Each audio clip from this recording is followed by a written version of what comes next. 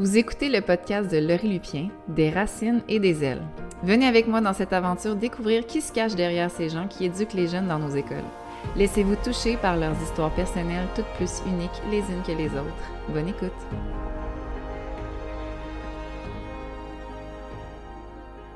Bienvenue tout le monde pour ce deuxième épisode avec notre chère collègue Verlaine. Alors, on est vraiment enthousiaste de commencer parce qu'on a eu beaucoup de commentaires positifs, moi et Verlaine, sur le premier épisode.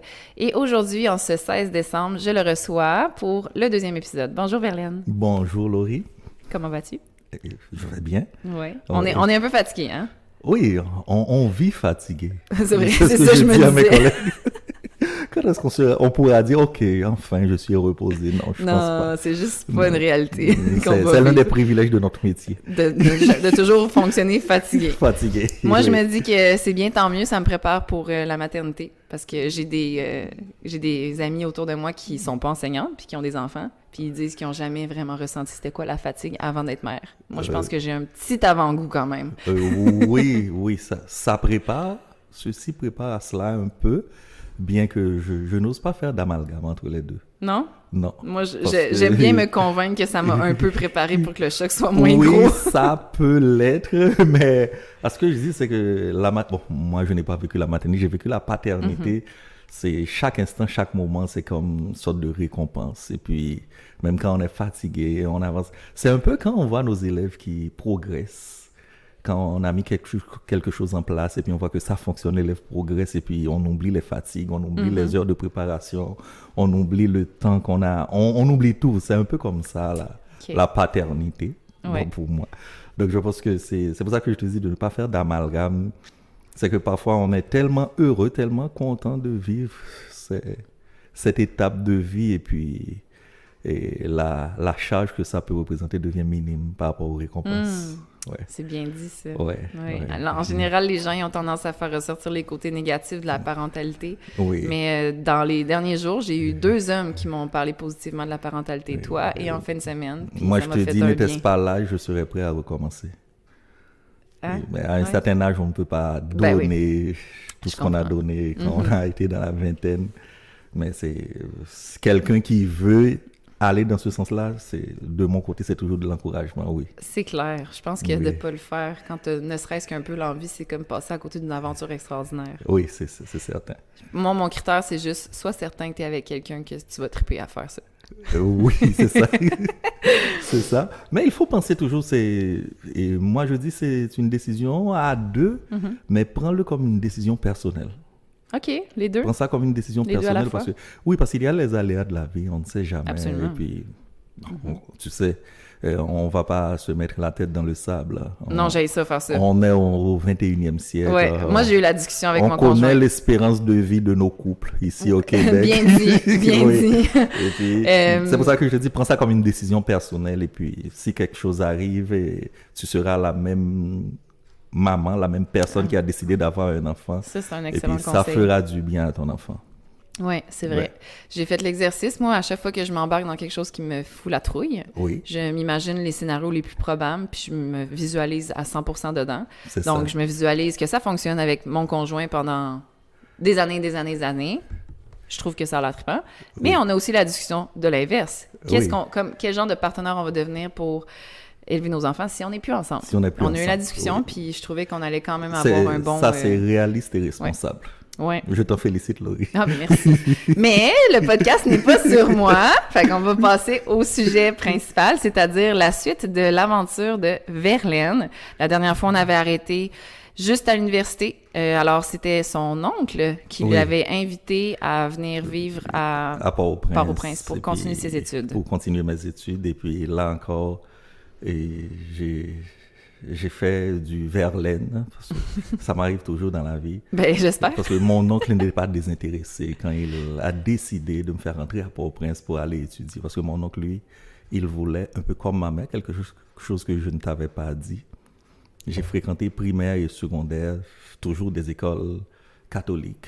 Et puis le rêve de ma mère, c'est que au moins l'un de ces 3 garçons devienne prêtre. Surtout moi, absolument, ma mère voulait que je sois prêtre. Et puis j'ai toujours évité ce chemin. J'ai toujours dit, non maman, on va voir. Et puis à un certain moment, j'ai fait une déclaration qui était un peu radicale. J'ai dit, à cause de ça, je ne peux pas être prêtre, maman.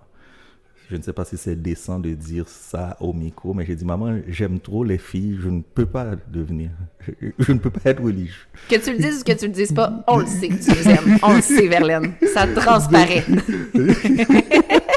Une à la fois. Ah oui, oui, tout à fait. Il n'y a aucune insinuation derrière mon commentaire. Oui. Et puis c'est ça. Et puis mon oncle, quand il m'a dit, écoute, Verlaine, non, ce serait vraiment décevant si tu ne continues pas tes études à l'université. Et puis il m'a dit, OK, on va aller à Port-au-Prince et puis ne t'en fais pas, je vais prendre en charge tes études, etc. Est-ce que tu veux dire que ton oncle aussi espérait que tu prennes la voie de la religion? Oui, il espérait que je prenne la voie de la religion, mais lui, il est adventiste. C'est une religion protestante et puis il voulait que je devienne pasteur. Et puis il m'a inscrit à la faculté de théologie. Donc j'étais inscrit à la faculté de théologie, mais comme je t'ai dit la dernière fois, mon oncle, lui, il vit à Orlando, aux États-Unis, donc il était venu me chercher, il m'a amené à Port-au-Prince, il m'a inscrit à l'université, il a payé le semestre au complet, il a payé la pension, il a tout payé. Et puis, en théologie? Oui, en théologie. Mais comment ça se fait? Parce qu'ici, quand on s'inscrit à l'université, on fait notre choix de programme. Oui. Donc, dans ton cas, tu n'as eu aucun mot à dire ou il a fait ça à ton moi, j'ai évolué dans cette communauté religieuse et puis j'aimais la communauté et j'étais prêt à y aller. Mais à l'origine, c'était pas le droit? Non, à l'origine, c'était le droit. Ça, c'était ton choix. Oui, c'était mon choix. Mais quand lui, il m'a proposé ça, j'ai dit, bon, quelle idée, devenir un leader de ma communauté religieuse. Je ne tripais pas vraiment sur l'idée, mais ce n'était pas quelque chose que je répugnais. Fait que si je comprends bien, c'était un peu un compromis. Genre, si tu viens étudier à l'université, moi, en échange, je paie tout, mais il faut que ce soit en théologie. Oui, en théologie. OK, je comprends. Et puis, je suis arrivé à l'université un jeudi, je me souviens. Okay. Je l'ai amené à l'aéroport. Il est reparti à Orlando. Je devais commencer mes classes lundi. Et puis, je suis retourné à l'université parce que j'étais interne à l'époque. Il m'a inscrit à l'internat. Et puis, pendant que je me promenais sur le campus, c'est une université privée. Et puis, je suis allé me promener dans les différentes facultés. Et puis, je vois qu'il y a encore de la place à la faculté d'éducation. J'ai dit, écoute, la théologie, l'éducation, quelle différence ça fait? Et puis, je suis rentré dans le bureau et puis j'ai posé la question à quelqu'un. J'ai dit, écoute, si quelqu'un veut étudier en sciences de l'éducation, est-ce qu'il est encore temps? Il a dit, oui, il est encore temps si tu vas en sciences sociales, donc histoire et géographie. Mais pour biologie, chimie, physique, mathématiques et littérature, il n'y a plus de place. Mais il y a encore de la place en histoire et géographie. Il dit, mais qu'est-ce que ça me prend? Il dit, bon, tu es déjà admis en théologie et les examens généraux, non. Les examens généraux, non, mais ça te prend un examen en connaissance générale. Et puis, à l'instant même, j'avais déjà mon dossier ouvert. Et puis, j'ai dit, OK, je vais y aller. Et puis, la personne qui était en charge du bureau, du registrariat à l'époque, est venue me parler. Elle dit, écoute, tu n'es pas obligé de renoncer à la théologie. Ici, au lieu de faire un bac, donc en Haïti, on dit licence, tu peux faire un double bac en 6 ans. Parce qu'il y a plein de cours de tronc commun, etc., etc. Et puis, je dis, oh oui, ça serait une bonne idée. Et puis, OK, je me suis inscrit, mais je ne me suis pas inscrit au programme de double bac ou double licence. J'ai dit, OK, je vais voir. Mais je suis inscrit aux 2. Donc, tu t'es embarqué pour un 6 ans, là? Bon, non, je me suis embarqué pour un 8 ans parce que il fallait faire une inscription spéciale. Il y a une sorte de coordination, de synchronisation entre les 2 facultés qu'il aurait dû faire. Mais je n'ai pas fait ces démarches. Je me suis inscrit aux 2 et puis je n'ai jamais mis les pieds à la faculté de théologie. J'imagine juste quand ton oncle a appris ça, la réaction, comment ça s'est passé. Il a appris ça, il ne m'a rien dit. Est-ce que ça a été comme 1 an après? C'est des tierces personnes qui m'ont dit, non, c'était un peu moins. C'est des tierces personnes qui m'ont dit, oui, il est au courant, mais il ne dit rien. Il dit, il te connaît, tu es comme ça. Il sait que tu es un bohème. Il a dit plein de choses comme ça. On t'aime comme ça. Mais rien de méchant. Et puis c'est comme ça que... Mais il faut dire que mes 2 parents, je t'ai dit, sont instituteurs. Ma mère est institutrice, mon père était instituteur. Et puis, quand j'ai fait le choix d'aller en éducation, les commentaires n'étaient pas favorables. Les gens disaient, écoute, en Haïti, quand tu optes pour l'enseignement, c'est comme tu t'es condamné à la pauvreté, ce genre de... Et oui, ça ne paye pas. En Haïti, il faut l'admettre. Ouais, c'est quand Et même puis moi, similaire à ici aussi. j'avais une explication un peu bizarre, mais ça clouait, ça fermait. Ah, dis-moi donc, ça pourrait être Oui, pratique pour ici oui. aussi. Non, je leur dis, écoutez, étudiez ce que vous voulez, soyez millionnaire si vous voulez, mais moi, je ne vais pas négocier mes 3 mois de vacances parce qu'à l'époque, en Haïti, c'était juillet, août, septembre. C'est merveilleux. L'école commençait. J'ai dit, écoute, un emploi où j'ai 3 mois de vacances, écoute, il n'y a pas de paie, il n'y a pas de salaire que je vais négocier contre ça. Je suis tellement d'accord, Oui. tellement Et d'accord. puis, c'était mon argument béton. Qu'est-ce que tu veux dire contre ça? Oui. Et non, quand je dis ça, et puis personne, tout La le monde richesse arrête. du temps libre. Ouais, j'ai dit 3 mois pour faire ce que je veux, et puis je suis payé. J'ai dit, écoutez, faites ce que vous voulez, moi, c'est ce que j'aime.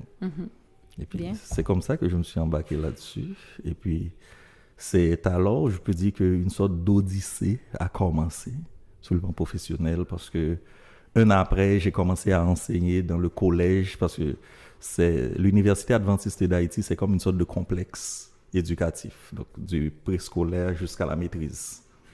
Donc, il y a tout, l'école primaire, l'école secondaire, les universités, l'université avec les facultés, des écoles techniques, écoles de langue.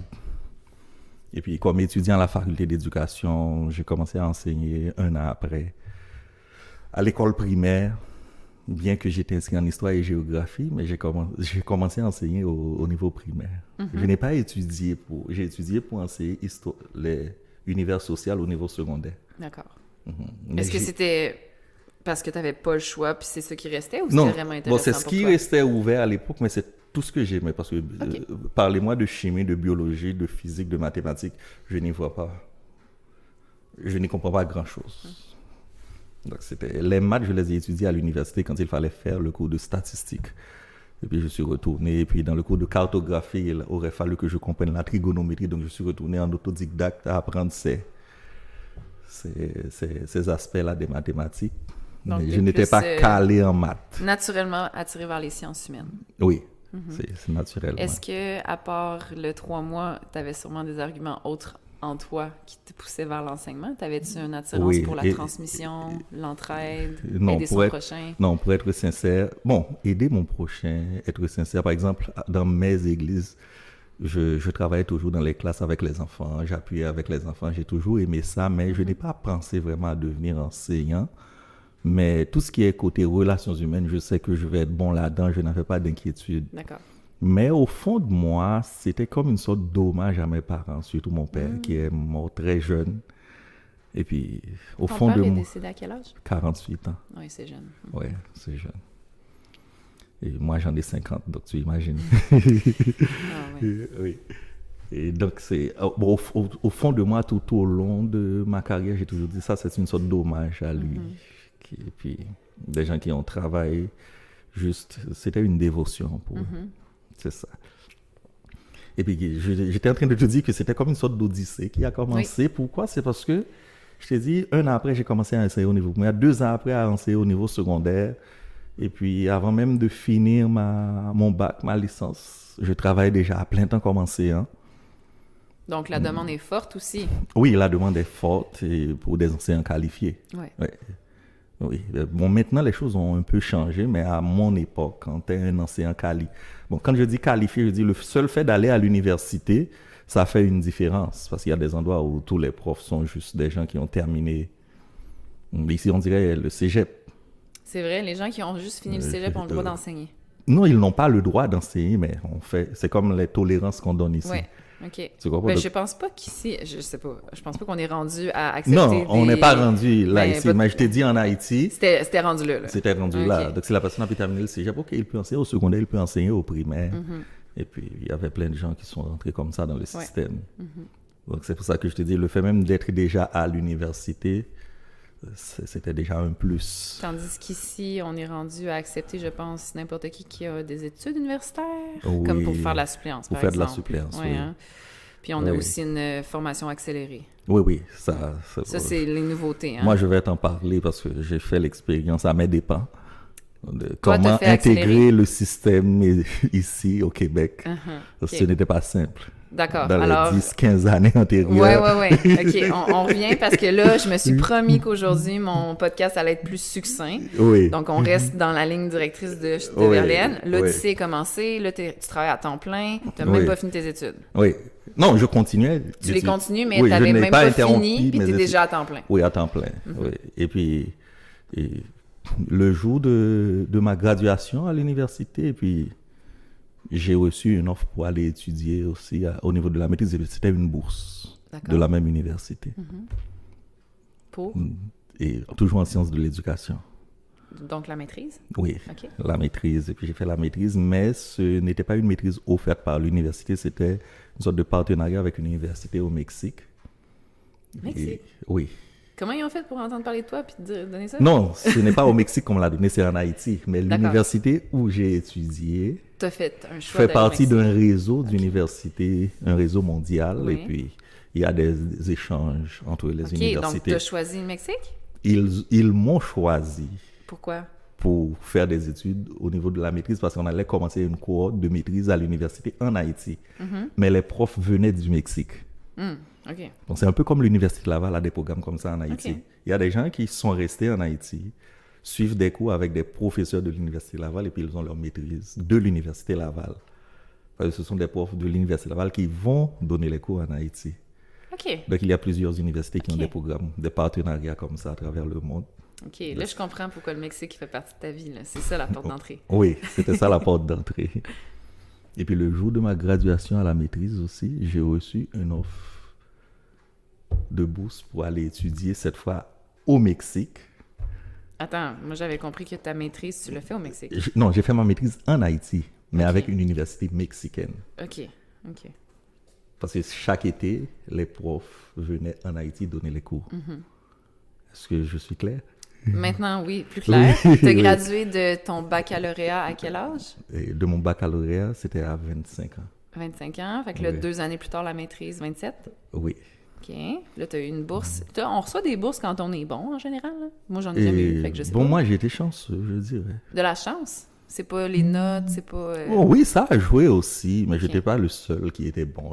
Je n'étais pas le meilleur. Mais est-ce que automatiquement, quand tu étais bon, tu recevais une bourse? Non.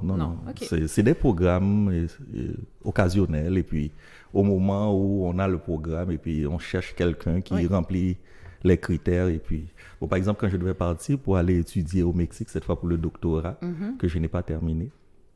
Dans Doctorat ma famille, toujours dans en les éducation. sciences de l'éducation. Oui. Dans ma famille, on fait toujours cette blague. On dit, tu étais parti au Mexique pour un doctorat, tu es revenu avec une femme. Puis Et pas de bon, docteur. Donc, c'est ça mon diplôme. Donc, Ouais, mais non, mais écoute, c'est comme... Je savais pas que tu t'étais rendu au doctorat, c'est impressionnant. oui, mais en même temps, quand je t'écoute parler, mais puis je avec n'ai- toutes tes connaissances... je n'ai ça pas m'étonne préparé la thèse. J'ai suivi tous les cours et puis, et bon, il y a eu des circonstances qui ont fait que je n'ai pas eu le temps de finir mon doctorat. Je suis venu au Canada. Tu as fait combien d'années en doctorat, mettons? J'ai fait 3 ans OK. en doctorat, oui, mais j'ai fait, Quand même. j'ai fait près de 5 ans au Mexique. Et après 2 ans, au total, j'ai vécu 7 ans au Mexique. D'accord. Ouais. Mais c'est comme ça, parce que quand je suis parti au Mexique pour aller étudier au doctorat, je n'étais pas la personne qui devrait être désignée, parce que il y avait, dans ma cohorte, il y avait comme une sorte de compétition. Les gens étudiaient, voulaient avoir de bonnes notes, parce qu'on savait que parmi les premiers, on allait choisir les boursiers pour le doctorat. Mais moi, je n'avais ni le temps ni l'envie de faire autant d'efforts, parce que je travaillais à plein temps, je travaillais pendant l'été, parce qu'au niveau de la maîtrise, je me suis rendu à travailler aussi au niveau de l'université. J'étais Comme auxiliaire de assistant, recherche? non, j'étais assistant du doyen de la faculté d'éducation. Donc, et lui, à l'époque, il préparait son doctorat à l'université McGill. Donc pendant l'été, il partait, il venait à Montréal. Et moi, j'étais en charge de la faculté. Donc, j'avais tout ça comme responsabilité. C'est gros, être en charge d'une faculté? Et- C'était quoi tes responsabilités, en gros? Bon, tout ce qui est administratif. Tout ce qui est administratif, mais on a plein d'assistants, de secrétaires, etc. Oui, c'est lourd comme charge, mais c'est faisable. OK. Donc, ce n'était pas quelque chose qui absorbait 100% de mon temps, OK. à proprement parler. Et puis, c'est là que... Mais quand il fallait choisir qui allait bénéficier de la bourse de doctorat, je te dis, mes notes, ce n'étaient pas les meilleures, mais il y avait des critères. Et parmi ces critères, engagement dans la communauté, parmi ces critères, et appréciation des pairs et des collègues, plein de critères comme ça. Et puis moi, je faisais du bénévolat à l'église, je faisais du bénévolat à la radio. J'étais un peu un chroniqueur à la radio, de la radio communautaire. Et puis je faisais du bénévolat avec les associations de jeunesse. Tout ça a gonflé mon dossier d'une certaine manière. Et puis quand le comité s'est réuni, on dit non, c'est lui. Et puis les autres qui auraient pu compétitionner avec moi, ils étaient trop âgés. Donc, et puis c'était un concours de circonstances. Ce n'est pas parce que j'étais le meilleur, etc. Donc, tu étais très occupé, très engagé à cette époque-là. Oui. Bon, c'est quelque chose que j'ai toujours fait toute ma vie. Même quand j'étais jeune, à l'école secondaire, je me souviens, quand on est en vacances, je suis à l'église, je chante tous les dimanches. Et je suis dans les groupes de scouts. Et je joue au soccer, mon équipe de soccer. Bon, ce n'est pas comme ici, il y a maman qui t'amène, maman qui pense à ton entraînement. Là. Non, en Haïti, on veut jouer, on veut faire un sport. Bon, c'est toi qui décides que tu fais ton sport. Et puis, c'est nous qui organisions nos équipes. Donc, on était à la fois joueurs et organisateurs. On était tout. On était nos propres sponsors. On organisait des festivals, d'autres activités culturelles pour rentrer des sous, pour faire jouer notre équipe. J'étais toujours comme ça, depuis mon enfance, ma jeunesse. Autonome. Oui, autonome. Et puis bon, un jeune à cette époque-là, comme je te dis, on touchait à tout. Je jouais un peu de guitare, je jouais un peu de keyboard, je jouais un peu de saxophone, un peu de flûte à bec. Donc, c'est pour ça que, bon, il y a mes frères, eux, ils sont de vrais musiciens. Mais moi, ils disent, toi, tu n'es pas musicien parce que tu as touché à tous les instruments. Donc, tu as touché à tout. Est-ce qu'il y a un instrument avec lequel tu peux improviser de base, disons? La guitare. Donc, t'es un musicien. Parce que tu peux prendre un instrument puis accompagner ou jouer quelques notes. Bon, donc, ça fait de toi un musicien. Non, j'ai rarement joué en public, mais dans les fêtes, entre amis, en privé, oui. D'ailleurs, où étais-tu au party de Noël? Tu nous as manqué. Mais c'est juste pour te dire que tu nous as manqué. La seule chose que je vais dire, ce n'était pas l'envie qui me manquait. Oui, ben c'est ce que tout le monde se disait. On savait bien que tu avais des excuses. C'est une blague.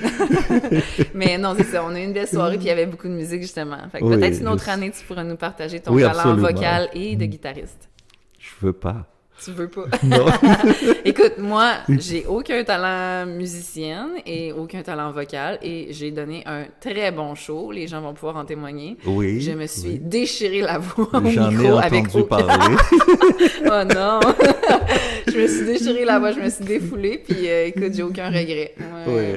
Non, je ne me considère pas comme un musicien, mais je te dis, si je suis seul à la maison ou je suis avec ma famille et puis souvent, ils disent, écoute, Verlaine, jouons quelque chose, et puis on s'amuse, et puis... c'est beau. Et puis c'est tout. Ouais. Bon, fait que là, on a un Verlaine hyper polyvalent qui a reçu la bourse pour faire le doctorat. Oui, et puis c'est ça, et puis j'ai été au Mexique faire le doctorat, et puis après 3 ans, il y a beaucoup de choses qui ont changé dans ma vie. J'ai dû prendre des décisions déchirantes, un peu difficiles. Et puis bon, je vais faire l'économie de parce que c'est cette étape-là de ma vie, cette tranche de ma vie, ça ne concerne pas que moi. Donc, par respect pour les autres personnes qui sont impliquées, je vais éviter d'en parler. Et puis, c'est comme ça que j'ai décidé de venir au Canada. À partir du Mexique? À partir du Mexique. Okay. Et puis, à l'époque, c'était vite. Quand j'ai appliqué pour ma résidence permanente, au mois de mars, au mois de juin, j'avais déjà mon certificat de sélection. Qu'est-ce que c'est? Bon, dans le processus d'immigration, quand tu fais une demande d'immigration au Canada, le Québec a cette prérogative, je dirais, de choisir ses immigrants. Contrairement aux autres provinces, tout est fédéral. Mais le Québec, c'est la seule province qui a cette prérogative qui est reconnue par le fédéral, que Québec choisit ses immigrants. C'est plus contingenté? Non, tout dépend. Tout dépend des politiques, des périodes, quand on veut plus, quand on veut moins. Donc, parce que Québec, bon, théoriquement, Québec choisit ses immigrants en fonction de ses besoins. OK. Donc, c'est ça. Ce que le reste du Canada fait pas? Et le reste du Canada, c'est le fédéral qui choisit les immigrants. Et puis, par exemple, si tu veux immigrer en Ontario, tu vas appliquer directement au niveau fédéral. D'accord. Mais pour le Québec, tu dois d'abord faire une demande de certificat de sélection au Québec. Et quand Québec te donne ce certificat de sélection qui dit oui, nous acceptons cet immigrant, c'est à partir de ce document-là que tu vas pouvoir faire la demande de visa de résidence permanente au niveau fédéral. OK. Ouais. Donc là, le Québec sélectionne ses immigrants selon leurs besoins, tu veux dire au niveau professionnel? Bon, à tous les niveaux. Je dis théoriquement. Tu comprends? Parce que ça, je te parle, ça fait longtemps. Ben c'est ça, ça change tout le temps, mais ça à ton change époque, tout le c'était temps. ça. Aujourd'hui, même les débats que j'entends à la radio, je ne comprends pas grand-chose. OK. Parce que tout ce qui est clivant, j'essaie de les éviter. C'est juste pour protéger ma santé. D'accord. Ouais. Ma santé mentale. Et oui. Pourquoi est-ce que tu avais un choix d'endroit où immigrer? Ou c'était le Québec et rien d'autre? Oui, c'était le Québec et rien d'autre. D'ailleurs, je voyageais beaucoup aux États-Unis. Parce que la ville où j'étudiais au Mexique, on n'était pas loin de la frontière. Je passais mes week-ends à McAllen. McAllen, c'est une petite ville au Texas, à la frontière avec le Mexique. Et donc, c'était plus facile pour moi d'immigrer aux États-Unis. Et puis, moi, j'ai toujours aimé le Québec. OK. Avais-tu déjà été? Non. Fait que c'était basé sur les photos de calendrier dans la classe au primaire. Bon, voilà. J'aime ta mémoire. Donc, pour moi, immigrer un jour, il n'y a pas d'autre choix, c'est le Québec ou non, ou rien. Est-ce que c'est quelque chose que tu portais en toi depuis longtemps, c'est potentiellement cette aventure-là? Et non, je ne le portais pas en moi, mais quand je t'ai dit, il s'est passé des choses dans ma vie et puis j'ai décidé de ne plus retourner en Haïti. Et puis la seule option que j'avais en tête, c'était le Québec. Bon, j'aurais pris d'autres décisions si ça n'avait pas marché, mais c'était le Québec. OK. Oui. Fait que tu étais quand même excité? Oui. Et puis à l'époque, mes garçons, les deux aînés, eux aussi, ils adoraient tellement. Moi, quand je prends une décision et puis je vois que mes enfants s'embarquent là-dedans, ça me donne une sorte de booster. Ça me donne. Oui. Et puis, mes garçons étaient tellement enchantés par l'idée. Et puis moi qui, normalement, parfois, je peux prendre une décision et puis j'attends. Et puis je ne suis pas pressé. Mais eux, tous les jours, ils me demandent, papa, quand est-ce qu'on ira au Québec? On était au Mexique et puis je les amenais à l'école le matin. Ils me posaient la question chaque jour. Qu'est-ce qui les attirait tant que ça? Je ne sais pas. OK. Je ne sais pas. C'était deux garçons? Oui. À cette époque-là, ils étaient au primaire? Oui, à l'époque, ils étaient au primaire. Maintenant, ils sont majeurs. OK. Et puis, c'est comme ça que je suis venu au Québec.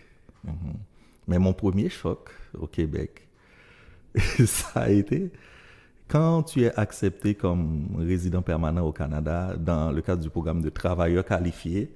C'est censé, parce qu'au Québec, dans ce domaine professionnel-là, on a des besoins et puis on pense que tu peux facilement intégrer le marché du travail. Et puis, arrivé ici avec mes diplômes, mes expériences, je me suis rendu compte que non, tu ne peux pas enseigner.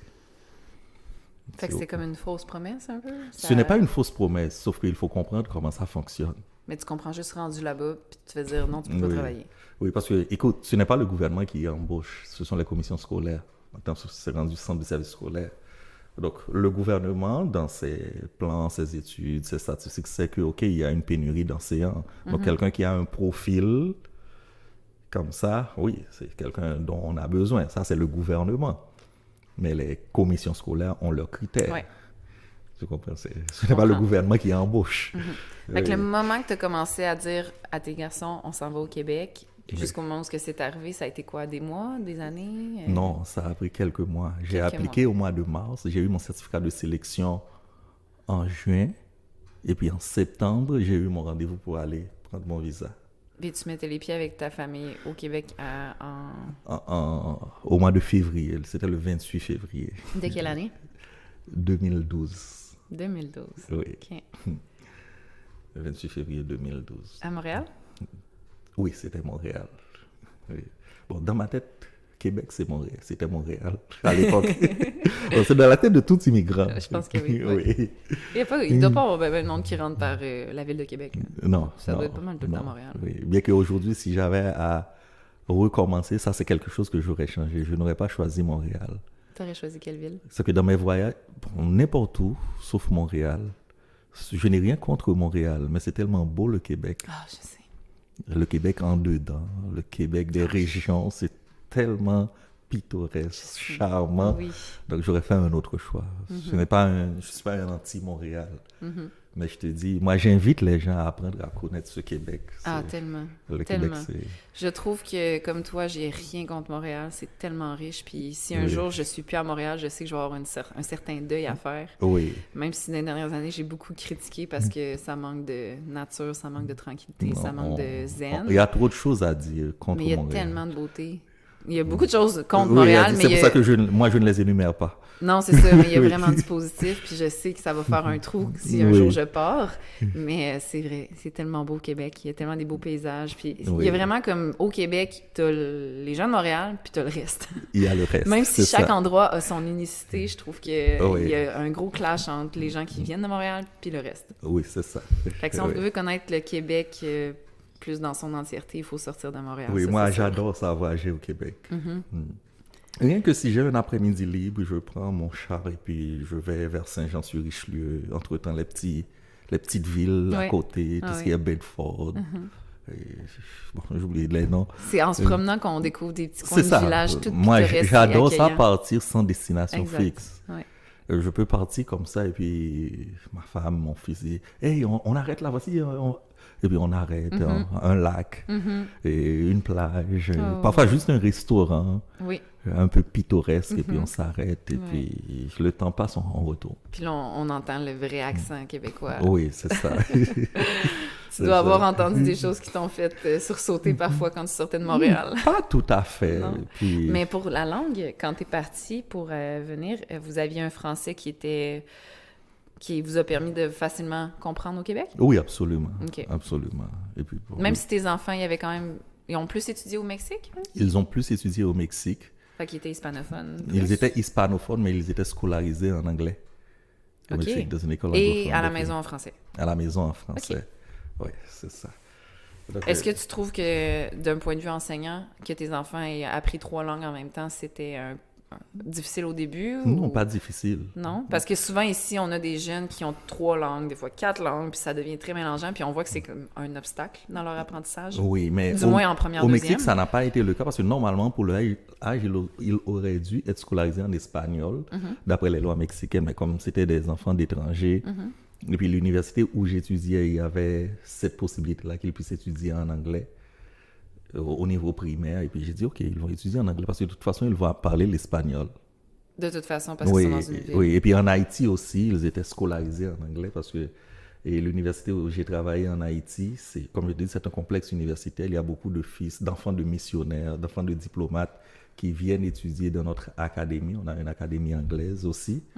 Donc, eux, ils ont toujours été scolarisés en anglais, en Haïti et au Mexique. Je pense que bon, la logique était simple, c'est qu'ils vont apprendre le français de toute façon avec nous à la maison. Oui. Donc, ils sont scolarisés en anglais. Au Mexique, c'était pareil. On continue à parler français avec eux. Ils apprennent l'espagnol, je ne sais pas comment, mais ils l'ont appris, mais ils étaient scolarisés en anglais. D'accord. Oui. Est-ce que le français, parce que là, c'était à la maison, donc un peu moins d'écrit, est-ce que l'écrit en français a été difficile à acquérir? Oui, c'était un peu difficile pour eux. C'est une fois au Québec qu'ils ont dû Oui, c'est une fois au s'y mettre. Québec qu'ils ont dû s'y mettre, et puis, mais ça n'a pas été difficile pour eux. Pas outre mesure, Non, OK. pas à autre mesure. Mais C'est ça. aujourd'hui, c'est merveilleux, 3 langues. Ils les ont Oui. encore les 3, j'imagine? Oh oui, oui. Ouais. Les deux ont fait le cégep en anglais à Dawson. Ils ont terminé leur primaire, secondaire en français. Ils ont fait le cégep en anglais. Merveilleux. Ouais, et puis, L'anglais, c'est indispensable. Oui, oui. Moi, comme je te dis, je n'aime pas les discours clivants, mais parfois j'entends des discours et puis je dis, écoute, il faut bien y penser, en dépit de nos idéologies, de nos chapelles politiques. Oui, moi j'adore la langue française, Moi aussi. c'est la seule langue que je parle avec amour, et puis mais quand on est haïtien, on aime la langue française. C'est La langue de inévitable. ton cœur. Oui, c'est ça. On parle tous le créole haïtien, c'est notre langue commune, mais pour l'haïtien, juste le fait de parler français, c'est comme un facteur de réussite. OK. Donc on ne va pas se mentir. Il y a des gens qui vont te parler autrement, mais non. Pour l'haïtien, parler français, c'est une nécessité. D'accord. Parler français. D'ailleurs, Est-ce qu'il y en a qui parlent seulement créole? Ça doit être rare. oui. Ouais. Oui, parce que si la personne, parce qu'on a encore un taux d'analphabétisme élevé en Haïti, et puis bon, c'est un problème qu'on traîne depuis longtemps, et puis ça ne s'améliore pas vraiment. Mais le créole n'est pas une langue comme officielle dans le sens que si tu étudies automatiquement le créole, c'est pas ça qui est enseigné, là. C'est la langue française. Non, aujourd'hui c'est bilingue. Même les examens, c'est rendu depuis quelques années, même les examens d'État. Ouais. Le baccalauréat, on peut les passer soit en créole, soit en français. Mais dans mon temps, ça n'existait pas. C'était le français. D'accord. Et quand j'étais enfant, c'était encore pire. L'administration publique, la télévision, la radio, c'était français. Attends, t'as dit quand t'étais en France? Quand j'étais enfant. Enfant, ok, j'étais contente. Quand est-ce que t'étais en France? Quand t'étais enfant, ok. Oui. Donc, c'est ça. Donc, c'est que le français, c'était comme l'outil pour avoir accès à la culture et à la connaissance. Je comprends.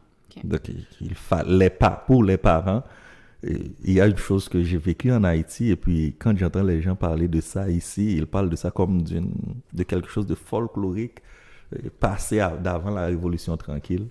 En Haïti, dans les écoles, dans mon temps, ce n'était pas quelque chose de bizarre de voir dans les classes, le français est obligatoire. Tu sais, même dans les écoles, c'est ce qui est que le français est obligatoire. Okay.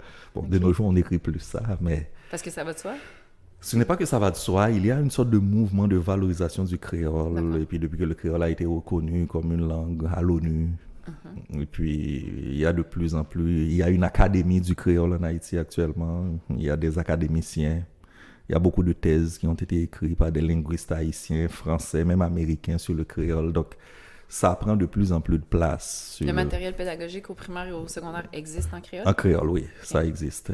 Mais je te dis, c'est un peu comme l'anglais. Si tu fais un doctorat et puis c'est juste le français que tu domines, tu vas avoir de la misère avec tes recherches. Parce que 85-90% des recherches se font en anglais. Exact.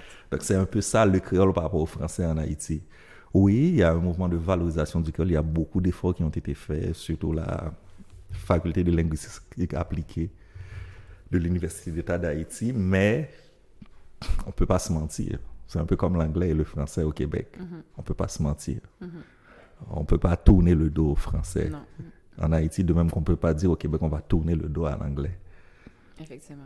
Oui, c'est ça. Oui. Est-ce que tes enfants ont trouvé l'aventure de venir au Québec aussi attrayante une fois sur place? Oui, ils ont toujours adoré. OK. Pour eux, c'était l'apothéose. Ils ont aimé le Québec. On a fait quelques expériences comme famille. Bon, tout ça aussi, je vais l'éviter parce que... Des trucs moins sympathiques. Oui. Mais quand on regarde en arrière, on voit où on est. Merci le Québec. Qu'est-ce qui a aidé tes enfants à trouver leur expérience d'immigration aussi merveilleuse? C'est notre attitude comme parents.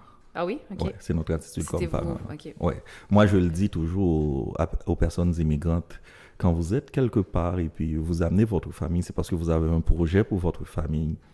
N'arrive pas au Québec et puis tu commences à chercher tout ce qui ne va pas au Québec et puis à te plaindre devant tes enfants. Tu nuis à leur intégration, tu nuis à leur émancipation.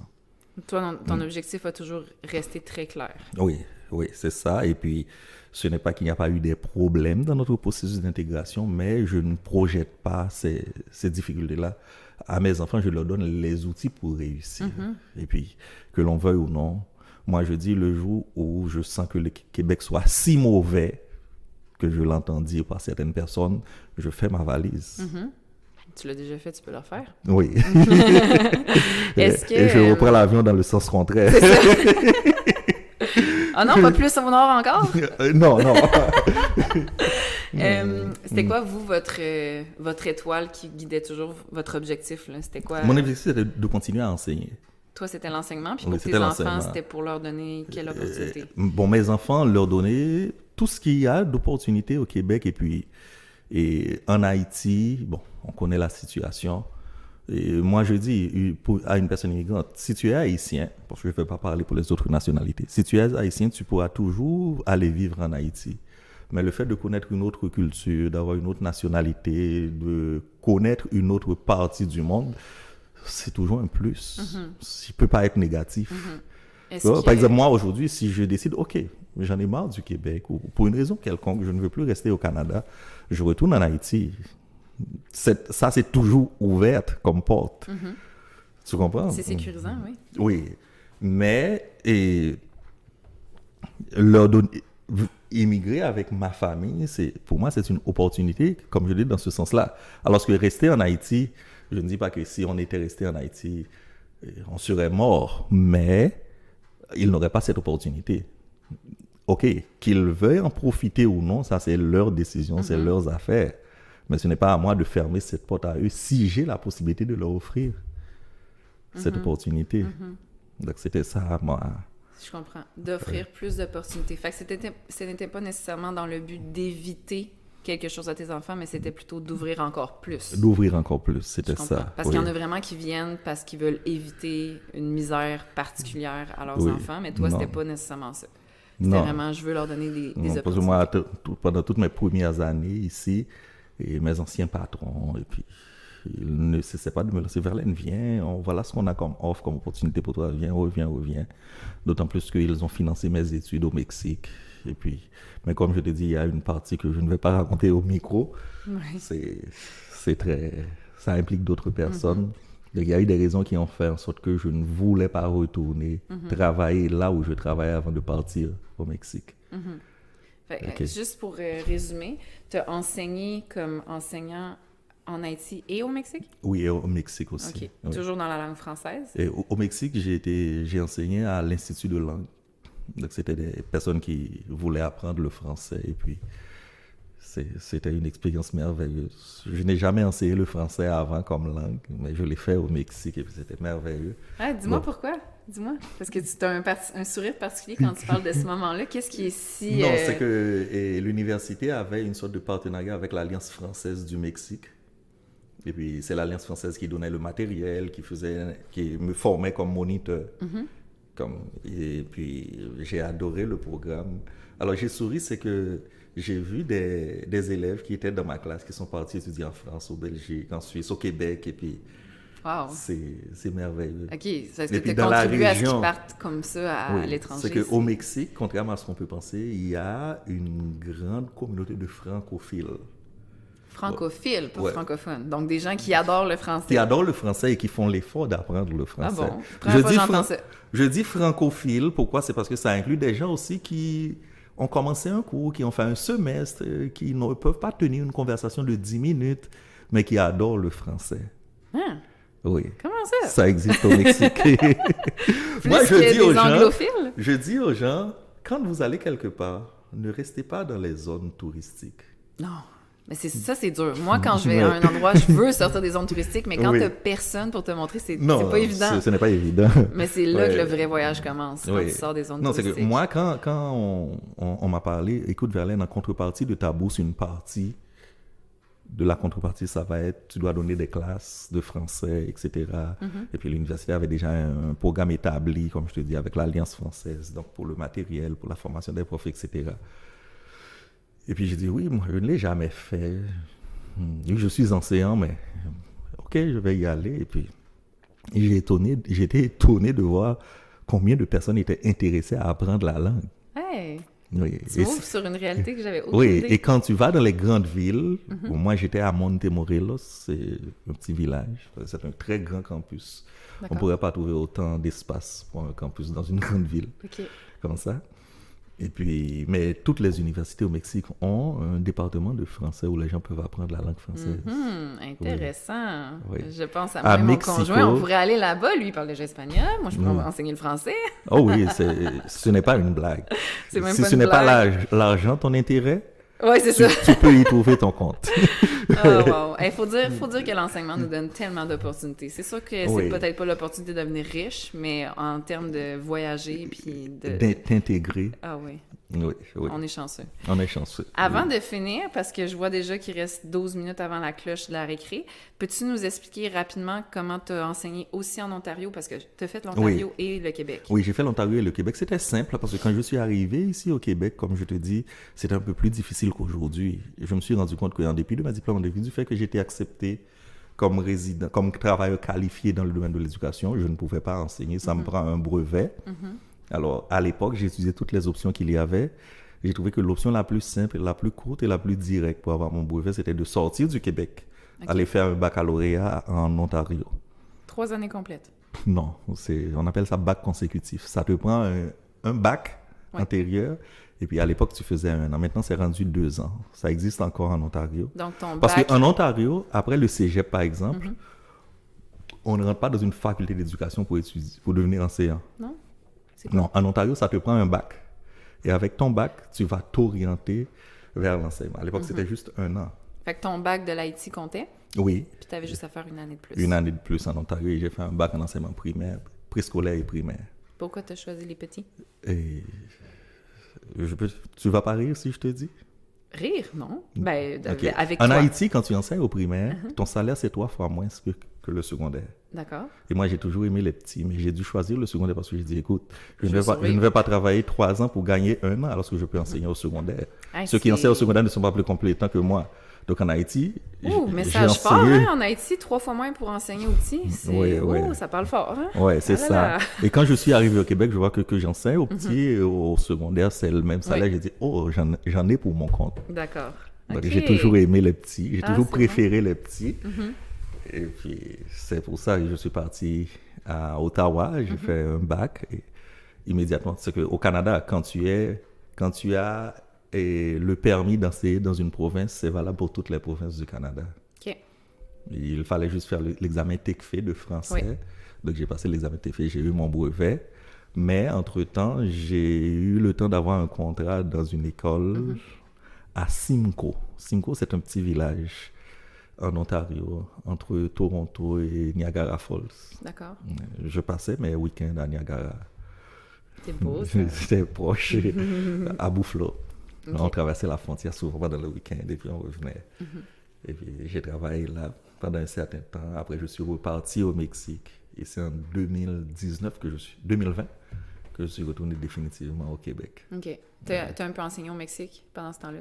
Oui, chaque fois que je partais au Mexique, j'enseignais aussi. OK. Oui, Puis après, quand t'es revenu, c'était définitivement pour le Québec. oui, Fait c'est que ça. c'est là qu'on s'est rencontrés? Quand Oui. je t'ai rencontré, tu revenais du Mexique? Et j'ai enseigné à l'école Perce-Neige. Quand je suis retourné ici au Canada le 28 février. Oui, c'était ça, 28 février. Et puis, une semaine après, on a fermé les écoles, on a tout fermé pour la COVID. Mais j'ai eu le temps de signer mon contrat. Je n'ai pas enseigné un jour. Quand je veux rendre mes collègues jaloux, je leur dis, écoute, moi, C'est fou, hein? C'est fou. Bon, bien entendu, il fallait appeler nos élèves. Ouais. Vous savez, il y avait Ben là, on s'entend. là. pendant la période de la COVID, donc c'est ça. Donc j'ai fait le contrat de mars à juin à Perce-Neige. Et bien en juin, j'ai été au bassin, j'ai choisi Bois-Franc Aquarelle. C'est là qu'on s'est rencontrés. OK. Oui. Oh, wow. Et En donc quand on 2000. s'est rencontrés, je venais de terminer un contrat à Perce-Neige, qui était demi-année. Ouais, Et puis c'est là qu'on s'est connus. Et puis le reste de l'histoire, tu la connais. absolument. Et Oui. tout ce que tu vois ici, c'est tout ce que je suis. Ah, merveilleux, quelle belle histoire. Ben merci Verlaine. Je pensais que ça serait plus court, mais on a quand même réussi avant la cloche. Hein? Oui, c'est ça. On est Good resté job. dans les limites du temps. C'est vrai. Oui. J'ai été un petit. j'ai On est essayé de plus- discipliné. Ben c'est ça, j'ai essayé d'être plus disciplinée. Oui. J'ai hâte d'écouter ça, voir de quoi on a l'air, si c'est pas trop cadré, là, parce que je veux que ça reste naturel. Mais, wow, c'était super intéressant. Puis je pense Oui. que les gens y avaient hâte d'entendre la suite. Oui, c'est ça. Ouais. Et puis, il y a des collègues qui me posent des questions. Verlaine, telle chose, telle chose. Maintenant, je pense qu'ils ont toutes les réponses dans notre ou podcast. Ils ont encore plus de questions pour te poser. Non, Non, ça... c'est assez. Non, c'est assez. Et puis, si quelqu'un a des questions, il faut en parler à Laurie pour qu'elle m'invite encore. Ah, OK, c'est Oui. bon deal. C'est ça. Oui, si vous À voulez partir plus de- d'aujourd'hui, je parle à aucun collègue. OK, ben là, ça, c'est ta Ouais. décision, je te laisse t'arranger avec ça. Mais c'est vrai que si vous voulez réentendre Verlaine, c'est clair que je le réinvite. Moi, je suis à l'écoute de mon auditoire. Mais en tout cas, j'ai eu une très bonne réponse pour le premier podcast. J'ai regardé juste avant de commencer celui-ci. On est rendu à 60 vues pour la première vidéo, donc je m'attendais pas à une aussi grande réponse. Je suis contente. On va continuer. J'ai d'autres invités déjà que je garde secret pour l'instant parce que là, c'est le congé des fêtes. On va Oui. décrocher. Parfait. Puis au retour des fêtes, je vous garde d'autres invités. Merci beaucoup, Verlaine. Merci à toi, Laurie, Je te et souhaite des merci joyeuses à fêtes. ceux qui nous ont écoutés, qui vont nous écouter. Ouais. Et puis, écoutez, ne prends rien de ce que j'ai dit au sérieux. Non. J'ai parlé. c'est tout. Est-ce que tu encourages les gens à venir? Est-ce que c'était une expérience agréable? Et bon, si je les invite, ça pourrait pas être comme si je suis en train de demander une sorte de contrepartie. Non, si mais quelqu'un a le goût, Ouais. oui, on aime ça, connaître nos collègues, on les aime. Donc, les Ouais. connaître, ça ne peut que faire plaisir.